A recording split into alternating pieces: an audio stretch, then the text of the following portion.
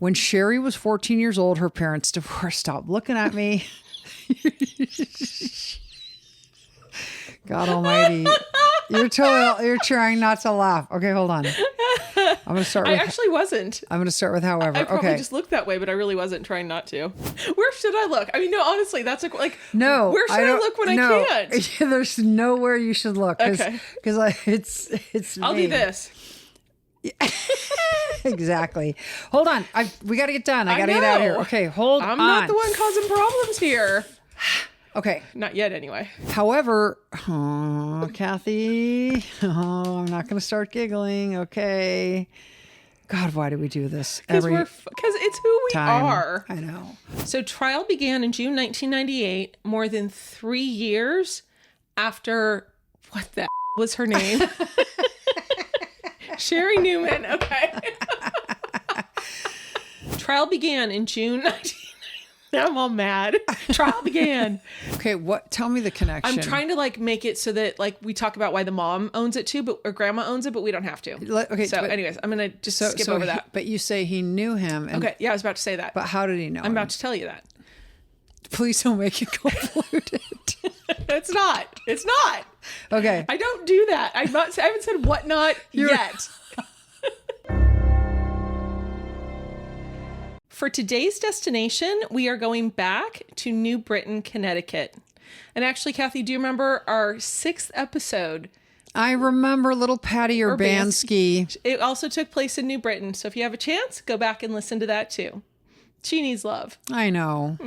New Britain is about 9 miles southwest of Connecticut's capital city of Hartford and was first settled in 1687. The name, of course, being a tribute to Great Britain. The beehive is a prominent symbol in New Britain, referenced in their Beehive Bridge and the city's motto, "Industry fills the hive and enjoys the honey," which reflects its industrial heritage. It is also called Hardware City because of its history as a manufacturing center, as well as New Britsky because it is proudly home to the largest Polish population in Connecticut.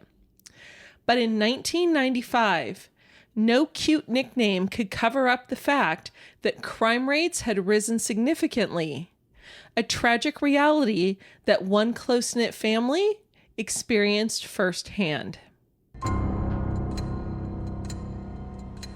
On May 25th, 1995, 28-year-old Sherry Newman was reported missing. She was from a very close-knit family, and she had an older brother named Ron, a younger sister named Susan, and they got along very well. However, when Sherry was 14, her parents divorced. And as you can imagine, that was traumatic, as it would be for any teenager. And her older brother, Ron, and her younger sister, Susan, actually went to live with their dad. And even though Sherry was very close to her father, she chose to stay with her mother, Joyce. That must have been really hard, having that family separated like that. I just think it would be so hard. And also having to choose, and just that whole scene, very tough. In her teenage years, Sherry struggled with drug addiction, and her struggle lasted for years. So she went missing when she was 28, and even though she had completed a successful stint in rehab the year prior, at the time she went missing, she had relapsed. It made it difficult because Sherry had a 6-year-old son. And at the time Sherry went missing, her brother Ron was actually building an addition onto his mother's house. So Sherry and her son Christopher were living with her mother Joyce, and Ron had decided that he was going to build an addition onto the home because he was like a father figure to this little boy, and he wanted to live in the same home as he did. Because of the family's deep ties, everybody knew that Sherry would not just go missing. Even though she was in active addiction at the time, she called her mother every single day, and she called her son every single day. So they knew that something was very wrong because they had not received these phone calls. So Sherry's Uncle James sort of heads up the search for Sherry. Uncle James was Sherry's father's brother, and her dad had actually died the year before. The year before Sherry went missing? Yes. And so I'm assuming that he took over a paternal role for the family. Yeah. So Uncle James steps in and basically calls the police because once he finds out that Sherry hasn't made the phone calls home, he immediately knows something's very, very wrong.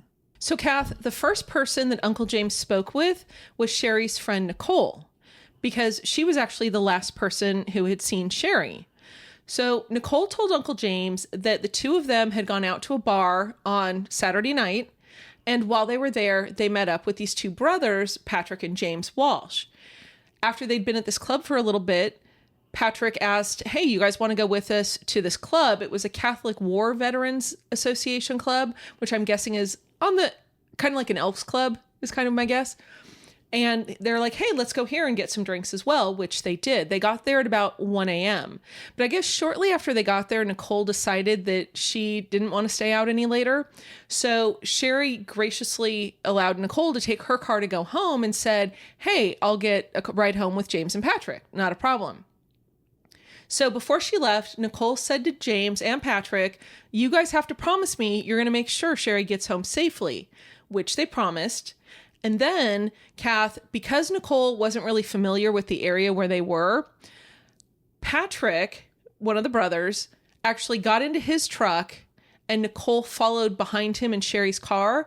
And then he took her the route so that she could get on the interstate because she didn't know how to get home from where they were. Once Patrick led Nicole to the interstate so she could go on home, he actually made a U-turn and headed back to the bar or back to the Veterans Club and hung out again with James and Sherry. They stayed there until about 4:30 a.m. So, of course, Nicole told Uncle James, these were the last two guys that I know Sherry was with, and Uncle James actually knew Patrick. And that was because Uncle James owned a nightclub called The Sting, which was just a few doors down from a tattoo parlor called Skin Dance, which is where Patrick worked. And in fact, Uncle James had sent Sherry to the tattoo shop and knew that Sherry had gotten a couple tattoos from Patrick. So he's like, well, last person to see her. He knew who she was. I'm going to go down, see what he has to say. So Uncle James toddles on down to the tattoo shop. Toddles. He did. I'm guessing. Do. Exactly. And talks to Patrick and said, hey, I heard you saw my niece. Tell me what happened. When was the last time you saw her? And he basically reiterated everything that Nicole had already told Uncle James, that they had met up at this club, that they went over to the Catholic War Veterans Club. And then he said after Nicole left at 1 a.m., he, James, and Sherry had left at 4:30 a.m. Patrick said that he told Sherry, before we're going to drop you off, I need to swing by the tattoo shop first, which they did. But once they got there, he said Sherry was looking for a score and she ran off. She had been hoping that Patrick had some sort of substance at the tattoo shop, and he didn't. So he told Uncle James, you guys should go check the crack houses around here because she was jonesing really hard for a score. And Kath, I think the other reason that Uncle James had turned to Patrick for help is that, again, Uncle James is Sherry's father's age. And while Sherry was 28, Patrick was only 32. So I think they probably had also known each other in the same kind of hangout circles. Social circle, yeah. Exactly. Yeah, social is a better word than hangout. The hangout circle. And so that's why he would have better access to people who knew Sherry and her habits than Uncle James would. So he told Uncle James he was happy to help. And so Kathy, Sherry's Aunt Joanne, so this is her father's sister, so Uncle James's sister, Aunt Joanne, she was so desperate for help that she actually turned to two psychics who were known for helping police organizations and other people look for missing persons. Kathy, because this is the part that Kathy did the research on. And did they say that, like, who these ladies were they, male or female? They were both female, it sounded like, but Okay. They didn't give names or how she got in touch with them. There was something that said, one of the news articles I read said that she had even sent a letter to a famous psychic in New York, but I Aunt don't Joanne? know. Yeah, Aunt Joanne did, Okay. but I don't know if this was John Edward. I don't know if it was, who's that other lady that does a lot of... Oh, the Long Island medium. Yeah, that's it. I don't know if it was anybody then. This was back in the mid-90s, so I don't know who might have been prominent back then. But I think these two psychics were not either of those. But they worked with police. That's what she said. Okay. That she had sought them out because they were known for helping locate missing persons. I think it's fun to watch, but I would never go to a psychic. No, never. Well, and also, do you remember we had talked about this years ago where, like, our parents well, in my case, my parents, not yours, thankfully, but because they're still with us. I would love if our parents came to visit me, but like our family will get in touch with us differently than having to go through a psychic. Like we will know they're with us. And if something's coming through on a psychic, it's not necessarily your parent. Right. And so it's not necessarily good. It very well could be evil. Yeah. Honestly, my vibe on psychics, again, even though I think the topic is fascinating and I'm entertained by it. Yes. My theory on psychic is that there's three types. There's the type that has some type of gift. There's the type that has no gift and is a total fraud. And then there's the type that are demonically given information. So the way I look at it is like 2 out of 3 are bad. Yes. So I'll just avoid. And again, it's the entertainment. Yeah. Yeah, So- totally. The first psychic that Aunt Joanne went to said that Sherry wasn't missing. She was dead. And Aunt Joanne didn't like that answer. So she went to another psychic. That psychic told her the same thing. And so Aunt Joanne said, well, then tell me where she is. Find her if she's dead. And the psychic simply said she was murdered somewhere near New Britain, Connecticut. I know. Gee, thanks, lady. We'll get our shovels. We'll go start digging. Exactly. All right. Let me see Now, this. over the following weeks and months, Sherry's relatives they put up posters everywhere. They talked to friends, acquaintances, strangers on the street, to no avail. Sherry had simply disappeared. 11 weeks after Sherry was reported missing, journalist John Springer of the Hartford Courant reported that 32-year-old Patrick Walsh, now this is the guy that was known to Uncle James and one of the brothers that was in the bar that night with Sherry and Nicole, he was arrested on gun charges. And when authorities issued a search warrant for his apartment, they found 2 semi-automatic handguns, so he was arrested. So I assume, although I didn't see this, that he was a felon because you're not allowed to obviously be in possession of firearms. So Yeah, Kathy, he was a felon. He had an extensive criminal history, which is just crazy, like how bad it is, and the fact that he wasn't even in prison at the time. But his history included robbery, assault, and weapons violations. And in fact, he had actually gone to prison at one point because he attacked a man and hit him repeatedly in the head with a hammer. I do remember you telling me this now. Yeah. So, okay. Yes. People like him are not allowed to have guns. Yes. Thank Thankfully. God. Yeah, Thankfully. exactly. So, of course, he's arrested and it makes the news and, it's the talk about town. So Uncle James is now wondering, is Patrick really the person who should be helping find my niece? Right. Is he really invested in Sherry?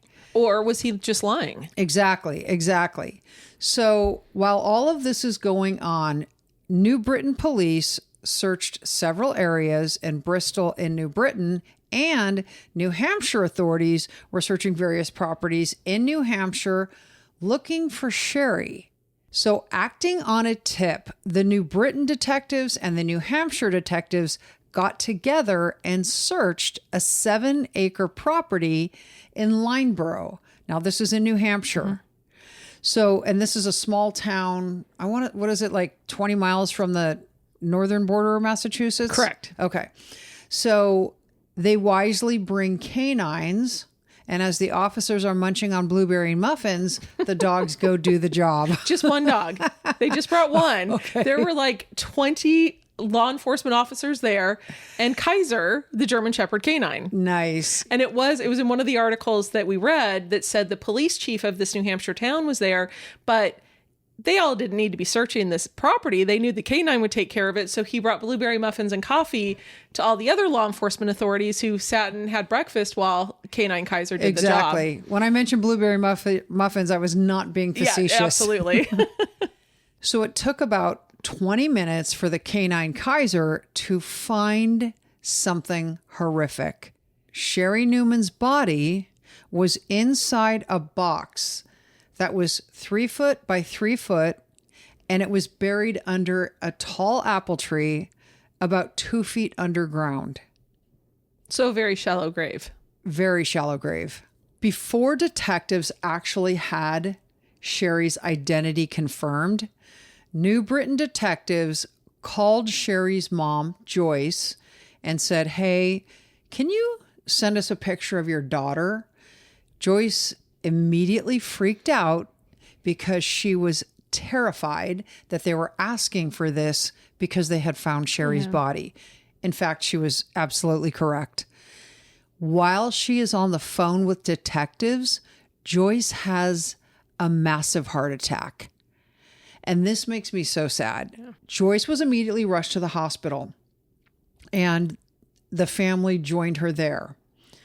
While they were at the hospital, New Britain detectives called Uncle James and Aunt Joanne, who are at the hospital, and they say, "Hey, can you come to the station, please?" And they're like, "Sure."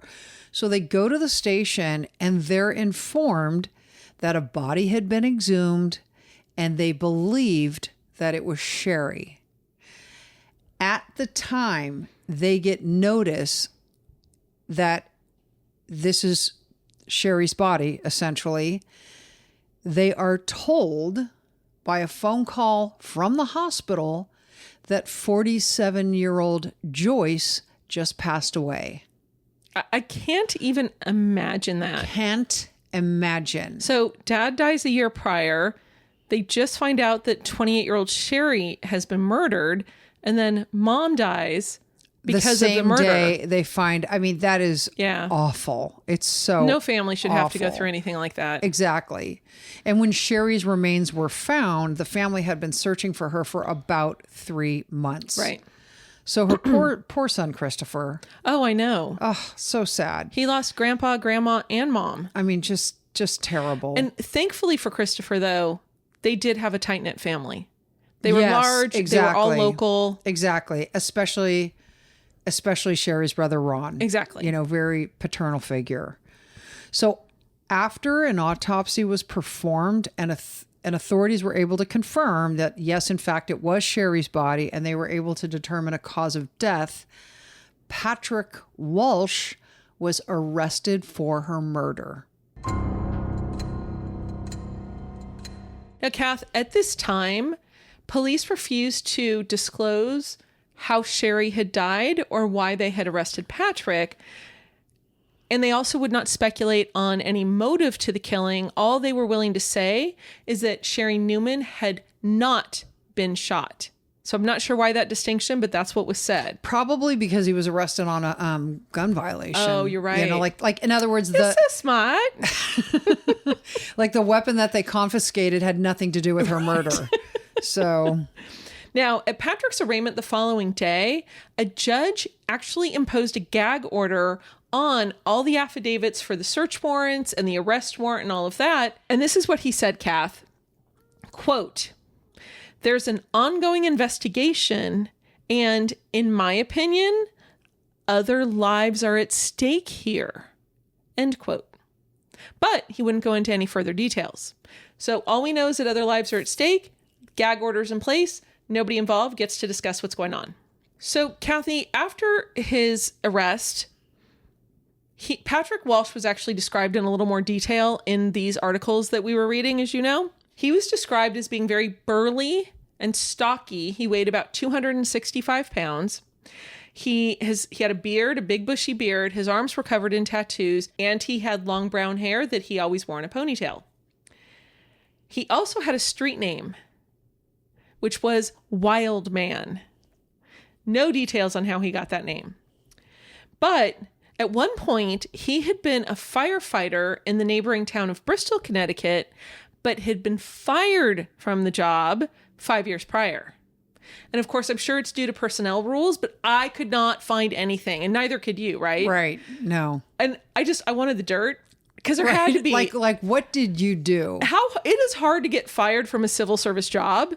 And so it had to have been bad. And I'm wondering, just based on what we've heard, was it some of his criminal convictions that got him tossed from the fire department? Right. Like, moral did he lie about his history and they found out? Right. You know, that kind of thing. Was he convicted of a crime while he was a firefighter? Mm-hmm. And then, as I said earlier, he also had an extensive criminal history that involved assault and robbery and weapons violations, and had attacked a man with a hammer out of the blue. One of the things that was unveiled is that Patrick was affiliated with the Hells Angels motorcycle gang. He was not a member of it. He was affiliated. And what was interesting about that is we talked about the Catholic War Veterans Club. It turned out that, which of course I thought it was really weird that these guys would go there. Like, all of why them. are these motorcycle dudes hanging out at the Catholic War Veterans Club? Exactly. Yeah. And it turned out that several months prior, like 4 or 5 months prior, and this was not in court records. It was in one of the newspaper. Actually, it was in several newspaper articles. They said that the Hells Angels in the area decided that they wanted to take over this club for themselves. And so they were all hanging out there in greater numbers and with greater frequency. And of course, you have the veterans there, and a lot of them were World War II, Korea veterans, whatnot. And the older veterans were like, they were scared. Yeah. They're like, we're not coming here anymore. Thanks so much. Exactly. And that was the whole intent, obviously. I bet you anything because, like we talked about this, like why? Right. What, but I bet you anything it's because like VFWs, Elks Lodges, all those kind of places have very inexpensive drinks compared to regular bars. I bet you anything this is where they could drink cheaply. Yeah, I'm sure you're right. I bet it's that simple. So 6 days after Sherry was found and her mother Joyce tragically passed away, a funeral was held at St. Jerome's Church in New Britain, and mother and daughter were later buried together at St. Mary's Cemetery. They were each laid to rest in white coffins, and then after the funeral services at the gravesite, as their family and friends walked by, people who chose to put red roses on top of the caskets. And it came out at the funeral that despite the fact that Sherry had struggled with addiction for more than a decade, she was known by her friends and family as a very loving, giving person. And, one of the things one of her friends said was that if you needed money and Sherry only had $2 to her name, she would give you $1.50 and then just keep the 50 cents for herself. Like, that was how selfless she was, which we've talked about this on other podcasts, is exactly what your younger brother would do. Oh, totally. Oh my gosh, totally. My brother is, yes, agreed, 100%. So, and then also at the time of her death. Which doesn't say anything negative about my other 3 siblings for the record. But it does about Kathy, apparently. And Kathy, 2 days after the funeral, there was an article in the Hartford Courant by a reporter named Bill Lukehart. Do you remember him from Patty Urbanski's story? I do. Yeah. He was he was probably the primary person that I read to do research on. He was. Poor little Patty Urbanski. I know, Patty. But he wrote an article and said that 2 men had been arrested as accessories in Sherry's murder. But gave no details as to what that meant. Exactly. Because we find out later. Yeah. But one of them was Patrick's brother, James. He was 25 years old, so he was 7 years younger than Patrick, but he turned himself into police early on the same day the warrants were issued with his uncle, because apparently his uncle was an attorney. And the attorney went there to try and get him released on his own recognizance. Now, James Walsh showed up for court dressed in overalls, denim overalls, and a Harley Davidson t-shirt. It's really important to dress for success. Exactly. Like, weren't you also taught for the position you aspire to, not to the one you're in? You just said taught for the position. I think you meant dress for the position. That is what I meant. I couldn't believe it. I'm sure he was in flip-flops and actually probably not. Well, have you boots. ever had to go to traffic court? No. Okay, well, Judge Julianne started out in traffic court. I know she did, but as a judge, not as a plaintiff. You've never had to go? No. Have you never gotten a speeding ticket or something that you fought? No. Have you gotten a ticket? I did get a ticket. Oh, but you didn't fight it. Well, correct. Wow. The way you just said that, I feel like there's a story there. Did you know the cop? No, but he knew who I worked for. Oh, okay. I see how this is. Okay. So I was good to go. Yeah, I've had to go to traffic court. But that was the only time I've ever even gotten pulled over. Yeah. Actually, not true. I got pulled over once in high school with your brother in the car. And the police officer actually said to me, he said something to me like, you need to find better friends. Oh because, my God. Because your brother, this is the younger brother who would do anything. He was mouthing off to the cop. Are you serious? So this was after, okay, really quick story. This goes back to high school. I must have been a junior in high school. I think my sister was a senior. Do you remember when she'd been skiing in Big Bear and she like twisted her knee? And so she was on crutches. So we're driving down the boulevard, as we call it. Yeah. The mean streets of the city. And she and her friends were in the car in front of us. And so we're parked at a stoplight. We see my sister. And so Kathy's brother and his best friend jump out of my car, run up to the front car and pull the crutches out so that, she can't get out of the car. What neither of them paid attention to was that directly behind me, there was a police officer. Oh my God. And this city is known for its police officers. They got nothing better to do. No, they have nothing. They're so excited to like pull you over. Exactly. And so anyway, so I pull over, of course, and I'm all, because I'm 16. I had my license for like a matter of months, probably. And so anyway, so we pull over, and of course your brother starts mouthing off. Oh, I could see She didn't do anything wrong. She wasn't speeding. She didn't run a light, blah, blah, blah. And just would not stop talking. And now his best friend was a lot more like I am. Oh, yeah. Which it was like, shut up. Just nod and be polite and hope they're going to let us go. Which he did. I never got a ticket for it. But anyways, but that's when he said to me, he said, you need better friends because your brother was mouthing and, whatever. So we explained it was my sister and it was That's a joke hysterical. and ha. But yeah. The guy's like, oh my God, they just stole crutches from a crippled person. Hope That's they terrible. Knew who that was. Yeah. I know, seriously. That's so funny. Well, you know how like for years I drove without, I shouldn't say years, a while I drove without actually having a license. I finally got a license, and like 2 weeks after getting a license, I'm pulled over and I'm given a ticket for speeding or whatever. 2 weeks after that, I'm pulled over on the freeway. And so I was so upset. So I'm crying and I say to the officer, as though they're going to have mercy on me, I was like, please don't give me a ticket. I just got one 2 weeks prior. And the cop goes, maybe you need to learn to drive better. I was like, and he hands me my second ticket. But anyway. No way. Oh, absolutely. My God, I was like obviously a menace to society. But anyway, here is the point. With this guy going into court with his overalls and his Harley Davidson t-shirt, if you go into traffic court and you look around, you're like, oh, this is where, it's like going to the Social Security office or the DMV. You see people who don't really understand. You're like, oh, I'm supposed to dress appropriately for this situation. Right, exactly. But Nobody anyway, ever taught them. Right. Dress for success, and that counts court. Yeah, especially if like this guy's uncle is an attorney. I'm sure he chewed his butt from the time you picked him up to the time you got him to court. Like, you're an idiot. What are you wearing? Exactly. Anyway. And he's like, these are my fancy duds. Exactly. I got nothing else. This is my t-shirt with no holes. Exactly. But then later that same afternoon, so after brother James is remanded in $500,000 bails, what he was given. Oh, seriously? Yeah. Then the other person they were looking for, this other accomplice, he was 42 years old. His name was Mark Pelletier. And he walked in because he'd heard there was also a warrant out for his arrest.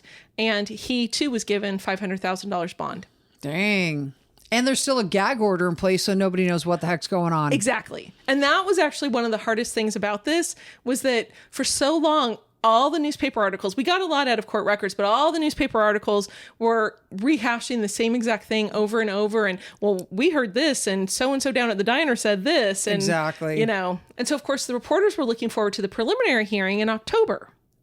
Well, they were 100% denied because, of course, at the preliminary hearing, the state has to prove that they have enough evidence to hold them over for trial. Exactly. Thank you. They lay out the juicy details. Right. Well, guess what? Patrick waives his right to a preliminary hearing. So everyone was like, "Aw." Denied. Yeah. But by now, some information about the peripheral issues in this case were starting to become public. And one of them was that in March of 1995, so this is 5 months before Patrick Walsh was arrested, Pamela Walsh, who was Patrick's estranged wife, had actually filed for a restraining order. And the document alleged that Patrick had threatened to kill her. And not only that, but he threatened to not only kill her, but also kill any member of her family and torture them as he saw fit. And those were the words that were used in this application for the restraining order. He said that he would either shoot her family or stab them or torture them. Really, it was going to be up to him. So, of course, she's panicked. She actually takes their 2 children. They had an 11-year-old and a 9-year-old, and she went to a domestic violence shelter. So these were Patrick's kids as well? These were Patrick's kids as well. Okay. Now, the other thing that this application for a restraining order said was that 4 years prior, Patrick had actually shot at her with a shotgun, and it missed her head by mere inches. She also said that a year earlier, he knocked her unconscious and gave her a concussion after she refused to have sex with him. Why would she do that? He seems like such a gem. And by his description of his shabbiness, I bet he showers frequently. Pamela might just be too picky. But he was also arrested on domestic violence charges back in 1987 and 1988. So against Pamela or somebody else, do you know? No, against Pamela. Okay. So almost a week after the preliminary hearing was supposed to have been held, but wasn't, the judge lifted some of the restrictions of the gag order. So now journalists have access to the affidavit attendant to the search warrant where they found, Patrick with his guns. Okay. The document was 16 pages, and we now know that the estranged wife, Pamela, and Patrick's current girlfriend came to the police. This is 2 days before Patrick was arrested. And Patrick's girlfriend was named Kelly. Yes, exactly. So they both come to the police and they say, we have information about a murder and we know where the body's buried. So can you imagine the police reaction to that? I know. So it turns out that Pamela was in a battered women's shelter. Kelly knew she was in a battered women's shelter and basically went and found her, which I find very interesting because those are usually very, they had to have been in touch with each other because, they're secretive locations typically. So anyway, so she goes to Pamela, the ex-wife, or not the ex-wife, the estranged wife, and she's like, I'm kind of freaking out here. Patrick's dangerous. I'm afraid. Obviously, you're afraid too. I know what happened with Sherry. And, Patrick is going to kill me if I find out, blah, blah, blah. Pamela says, you have to go to the cops. Even though you're afraid, you will have more protection if you go to the police. There's no guarantee that this guy's not going to kill you if you don't go to the cops. Right. So the two of them go in together and they explain, or Kelly explains specifically, like, look, Patrick told me that he killed Sherry, and he gave me a couple different versions. One version was that she pulled a knife on him first and he had to finish her off. The second version was that Sherry cussed at him, and so he began to fight with her. Now, according to Kelly, she said that Patrick actually had a trigger word. Oh, really? That if somebody called him this trigger word, didn't matter who it was, he would just kind of do like blind rage and just... Do we know what the word was? Yes. Can we say it? Yes. What is it? Asshole. Oh, can you believe that? How many people, based on everything we've learned and know about Patrick, I'm guessing a lot of people in his life called him that, or even people on the street. Just gonna say, like, this had to be a word that his dad called him or something to make him so... Because it's really not the worst that we could call him. Like, we could think of other words that were a little more triggering. Way worse. Yeah. Way worse. Okay, well, so Patrick's sensitive, it turns out. Anyway. I think he's a little bitch. Take that, Patrick. Exactly. So Kelly tells the police that Patrick actually said to her that, like, he was making jokes about having buried Sherry and said, I dug her grave so deep that I had a hard time getting out of the hole, kind of thing. But he also told Kelly that he knew that New Britain police and New Hampshire police suspected him of Sherry's murder, but he wasn't worried about it. He said he covered his tracks so well, and that Mark Pelletier, his buddy who was arrested as an accomplice, helped clean up the blood and took evidence from the tattoo parlor and incinerated it. At his work. Where did he work? I don't know. Somewhere with an incinerator. But it wasn't like he took it home and threw it in the fire. Right. Like he took it to an industrial incinerator. So this is the first peek we have at why Mark was actually pulled in as an accomplice. And that makes perfect sense. And given $500,000 bail. Exactly. Yeah. Trial began in June 1998, 3 years after Sherry Newman was first reported missing. What we've heard so far about the story, Kathy, was reflected in court records, that at about 4:30 in the morning on May 25th, 1995, Patrick Walsh left the Catholic War Veterans Club, and of course, not including the Hells Angels, and drove Sherry in his truck to the tattoo shop. Now, while there, he apparently got mad at Sherry because she used that trigger word that his girlfriend Kelly had told the police about. She called him an a-hole. So he got mad at her. Like, apparently that was just a trigger for him to flip out. And she started running from him from the back of the store to the front of the store to try and get out and get away from him. He followed and started stabbing her. He actually stabbed her 8 times in the back of the head and neck. And the 8th time he stabbed her, it was apparently to the base of her skull, like the top of her neck. And when the knife went in, he twisted it. He severed her spinal column, and the pathologist said she died instantly. Sometime during this whole thing too, he actually managed to hit her in the back of the head with a hammer. But of course they couldn't tell when, just because of all the different stab wounds and then the dent made from the hammer. So at some point that had also happened. A hammer is his weapon of choice, obviously. Apparently, yeah. Now, it was later that morning that Patrick called his brother James and told him, something happened, you need to get over to the tattoo shop. So James got in his car and toddled on over, as apparently these people are wont to do. Right. They're a bunch of toddlers. Exactly. But when James arrived, the tattoo shop was locked and all the curtains were drawn. Now, when Patrick finally let James in, the first thing that James noticed was there was a bloody napkin wrapped around Patrick's pinky finger on his right hand. Patrick told James that he did stab Sherry. He admitted that he stabbed her many times, chasing her through the store and killed her. Do we know what they were fighting over? Well, she used the trigger word. No, I know, but do we know, like, why did he bring her to the tattoo shop? Did you find out why? No. Okay. No, honestly, the speculation is that he had promised her drugs. I'm assuming the same thing. There was also speculation that he was taking her there maybe to get drugs and then have sex with her. Mm-hmm. But nothing ever was said in court records. And nothing was ever actually alluded to in the newspapers either. Okay. Kathy, here's the other thing too that kind of just shows almost how sociopathic Patrick was, is he told his brother about this deep cut on his right pinky finger. Apparently it happened the last time he stabbed Sherry in the neck and then twisted it. The handle broke off, and so that was the knife. That's when it made this really deep cut through his pinky finger.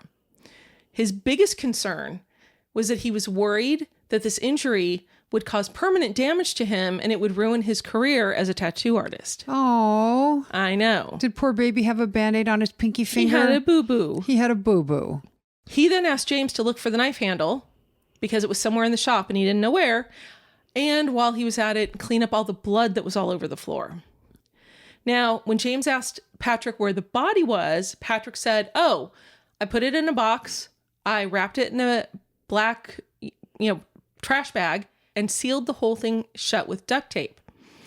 And then he said, "But you know what? I actually do need your help getting this box into the back of my truck."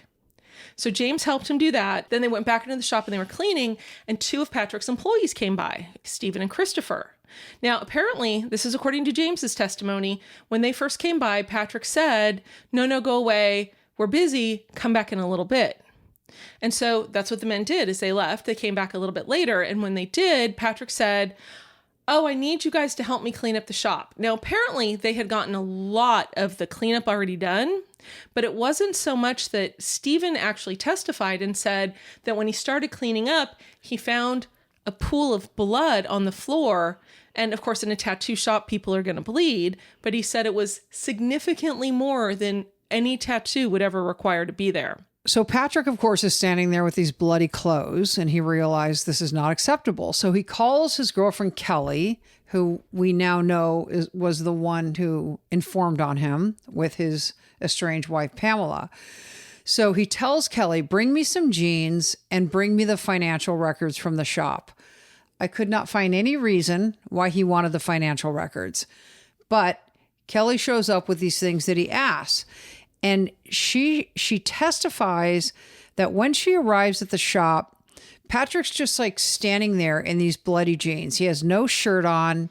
He reeks of alcohol, and she notices that he has a Band-Aid on his pinky finger. He has a boo-boo. The poor baby. Exactly.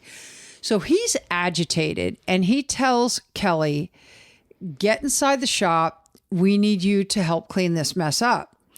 And A woman's work is never done. Never, ever, ever, ever. So Patrick is telling Kelly what happened, and she realizes, like, oh my God, there's a body in the back of his car. There's a body in the trunk. What the hell? And he basically says, shut up, clean up, because guess what? There's room for you in the trunk. Could you imagine? No. And that guy, no. Anyway. But by this point, she's probably, what's the word I'm looking for? Like, she's conditioned to kind of go into a different mode when she knows he's acting like that. Like, it sounds like she's been dating him long enough that he's threatened her enough that she knows to be like, okay, I got to get through this. Yeah, she knows to be afraid. Right. Yeah. And knows how to placate him. Yeah. So Patrick takes the jeans that are clean, puts them on, gives her the bloody ones, tells her go home, make sure they get bleached out or whatever. I think he actually said, put these in the laundry and use a lot of bleach when you wash them. Yes, because he wanted to bring back the 80s. Acid wash? Single-handedly. Exactly. I had that same thought. I know.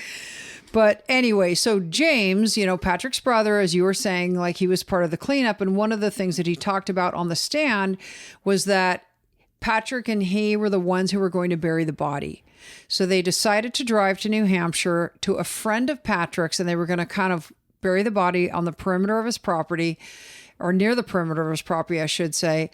And so they stopped at one of his other friends' house along the way, and they picked up some shovels. And a saw. A saw, But we never heard anything about whether or not they actually had to use the saw. Yeah. You're right. So we don't know. So we're hoping that's not true. Yeah. So James testifies that they go to bury the body, and, they dug a shallow grave on the border of the property. They put some of Sherry's personal effects on top of the box. They don't say what. I don't know. I'm guessing it probably was like a purse or car keys or... That's what I'm assuming. Whatever like she that. had with her, maybe her shoes or whatever. Right. Who knows? Anyway. No trail left behind. Yeah. So they fill in the grave, and after filling in her grave, they do what everybody else would do. They start drinking and doing a line of cocaine. Hey, it's a Saturday night. Exactly. So they left their beer bottles on the top of the grave, and they headed home. So in confirmation of, Kelly's story, Pamela, the estranged wife, also took the stand and confirmed everything. She'd been in a DV shelter. Kelly came to her. The two women went to the police together, and they talked about Patrick's anger, his history of violence, their fear of him, and what they knew he did. And that's what set this all in motion. Exactly. They had the bravery to come forward. Exactly. So after the prosecution has rested its case, the defense brings Patrick Walsh to the stand. Da, da, da, da. Was his boo-boo better by then? Yes, it was. But I never heard if there's permanent damage or not. Patrick immediately contradicted everything especially his girlfriend Kelly and his brother James said. He did not kill Sherry Newman. Patrick testified that the real story was that in the pre-dawn hours of May 25th, so of course this is around the time that Patrick and Sherry went back to his tattoo shop after being at the club, a group of Hells Angels bikers contacted him and said, hey, we're rolling into town, we want a party. And so Patrick told them, hey, come to the shop. Patrick actually said that Sherry was there, but not because he took her there, but because she showed up there on her own and she was looking for drugs. So when the Hells Angels guys got there, Hells Angels guys. My buddies, the Hells Angels when guys. Those Harvard guys got there. Yeah, exactly. Exactly. So when the Hells Angels miscreants showed up, right. Better word. Patrick said that Sherry went in there, was trying to get drugs, but because of Patrick, she knew some things about them she probably shouldn't have, and started telling them that she was going to tell the police things she knew if they didn't get her drugs. And, you can't break the code of conduct and the code of silence for the Hells Angels and get away with it unscathed. So it was at that point, there were 4 specific Hells Angels bikers who killed Sherry. Okay? Patrick was in the front. They were in the back. He didn't see what happened. He just all of a sudden heard a lot of noise. Now, Where Patrick got involved with all this is that after they killed her, they were going to just toss her in the dumpster. So on the stand, Patrick said, I took the rap for this whole thing because I could not condone their plan to treat her like trash and put her in the dumpster. She deserves a proper burial. Which apparently is putting you in a 3 foot by 3 foot box. Yeah, exactly. And taking you to New Hampshire and putting you in a shallow grave. I'm going to remember that for you, Patrick. Yeah, exactly. Let's see how that goes for you. Made a mental note. The judge had said, the prosecution, of course, was hopping up and down on some of this because they're like, who? Name the bikers. I want to know who the bikers are. And Patrick said, nope, I pinky swore I'd never say their names. Right. I'm paraphrasing. Right. Yeah. And the judge said, oh, no. You are going to tell us their names.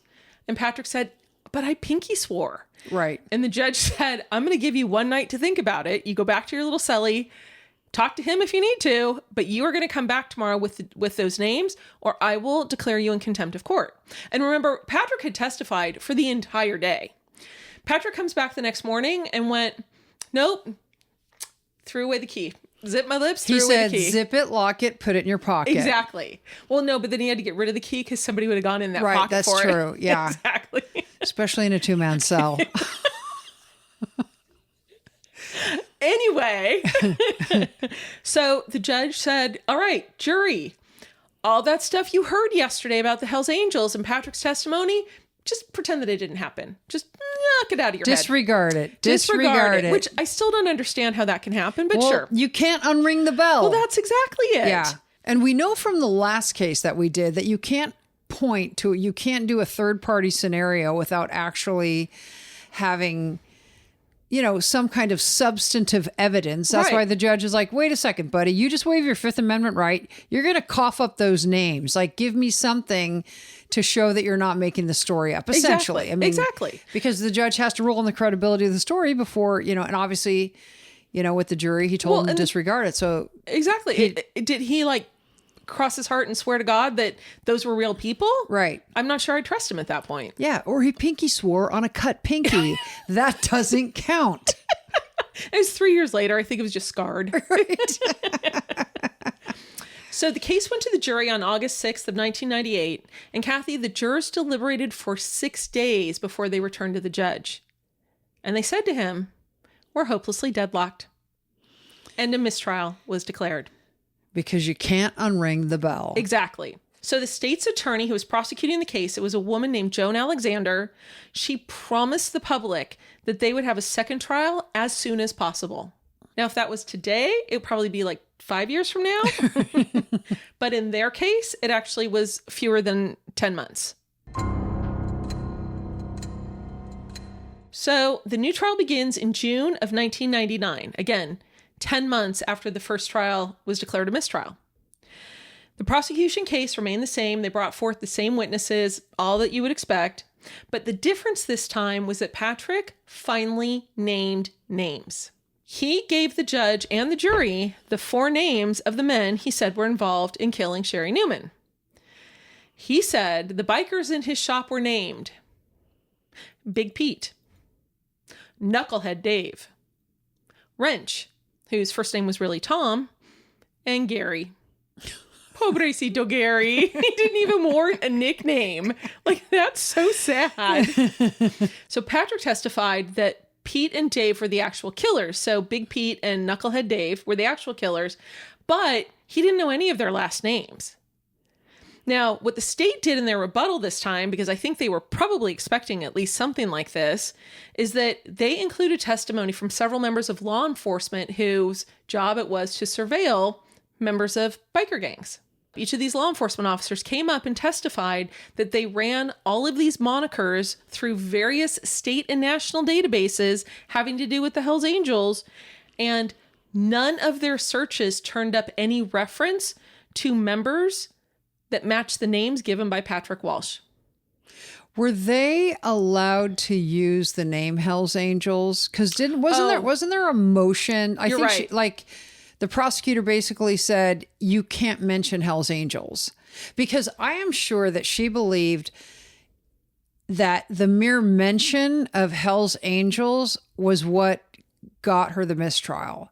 You know what I mean? Absolutely. Like because he was trying to play on the sympathy and be like, they would have killed me if I'd said anything. Especially if he's on the stand all day, like just and weaving he was the only one. Yes, exactly. So you're right. And I'm sorry, because I did jump ahead. So before the second trial began, she went to the judge and said, hey, judge, this can't happen again. If he's going to talk about this, he has to give his testimony to you first, outside of the presence of the jury, as opposed to after the jury's heard it all. Right. Before he's allowed to even say anything in front of the jury. And the judge agreed. And then ultimately it was agreed before trial started that while they would allow Patrick to mention the term motorcycle clubs or motorcycle members, but he was not allowed to specifically name any motorcycle gang.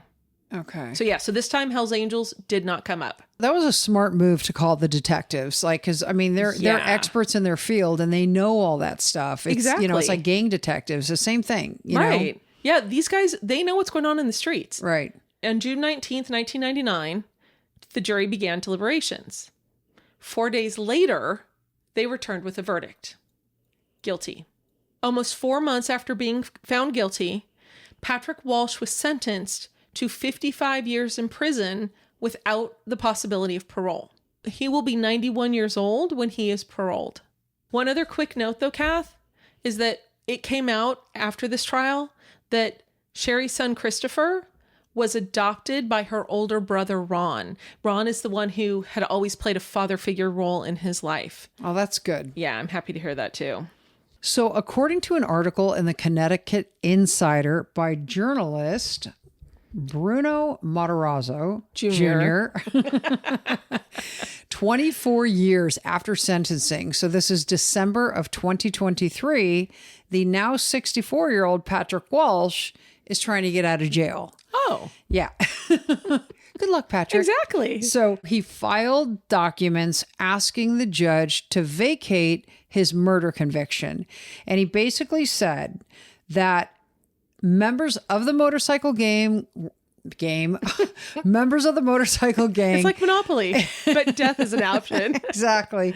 Were responsible for Sherry's death, and he helped dispose of the body out of fear. And he said the state's attorney, the one that you mentioned, I can't think of her name. Joan Alexander. Exactly. Who was actually elevated to the Connecticut Supreme Court. Mm-hmm. And did you mention that? I didn't. Oh, you didn't? It's in here, okay. Yeah. Okay. So, yeah, he's now going against a Connecticut Supreme Court justice. I know. We'll see if they review it. I know. Wink, wink. The now acting state's attorney opposed the motion, saying, look, it's untimely, it's legally insufficient, yada, yada, yada. So Patrick's new defense attorney said that they had an affidavit from James Walsh, and because of it, she believed there were sufficient grounds to allege prosecutorial misconduct. Madam Supreme Court Justice. That's exactly right. Yeah. So in James's affidavit, he said that he testified for the prosecution. He testified for the prosecution, believing that the state's attorney was going to put in a good word for him on his pending criminal charges and allow him to get a favorable sentence. Okay. So, and he stated that he testified with the hope of leniency. Now, the defense at the time of the second trial was not informed of this information. I am guessing, although it was not in the court records, I am guessing, speculation warning here, that when he testified against his brother Patrick in the second trial, he probably was cross-examined. Did the prosecution provide you with promises of leniency? Did they do this? Did they do? No. Well, when in fact, he really had hope for leniency because the state prosecutor said, I'll talk to the judge on your behalf if you testify for me. And so the new defense attorney is saying the prosecution had an obligation to disclose evidence that was favorable to the defense, and this was not disclosed. And therefore, we should get a new trial.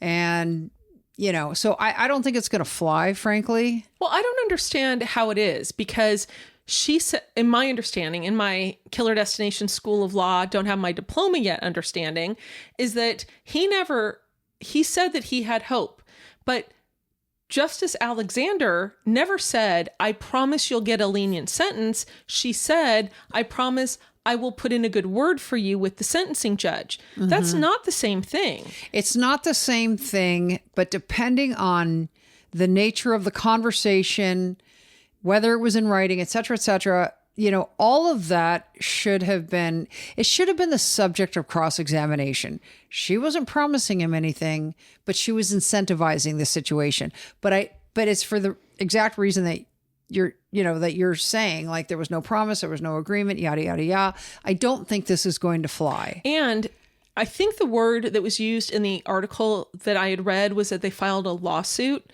Was that because after 24 years, was it 23, 24 years, that he was timed out of any appeal because he'd already gone through them and gotten them all shot down?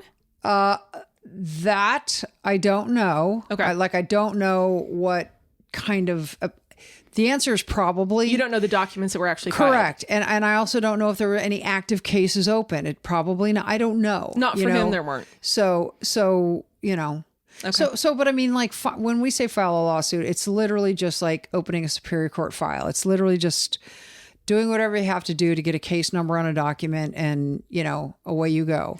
And we were joking about Justice Alexander having it go to the Supreme Court, but if it did, she just recuses herself, correct? Oh, yeah, she would. That'd be awesome. Can you imagine? She'd be the one front and center going, what did I do wrong? Denied. I'm sorry, you said I did what now? Exactly. I'm sorry. Are you still afraid for your life from your little Hell's Angel friends? So a decision is expected later this year or early next. And we'll bring it to you when it comes. Anyone taking bets? The end. Okay. Thank you for listening. Case suggestions are always welcome, as we've said. Join us at the Patreon $10 level for a free 7-day trial. And then we hope you never leave. And thanks for listening.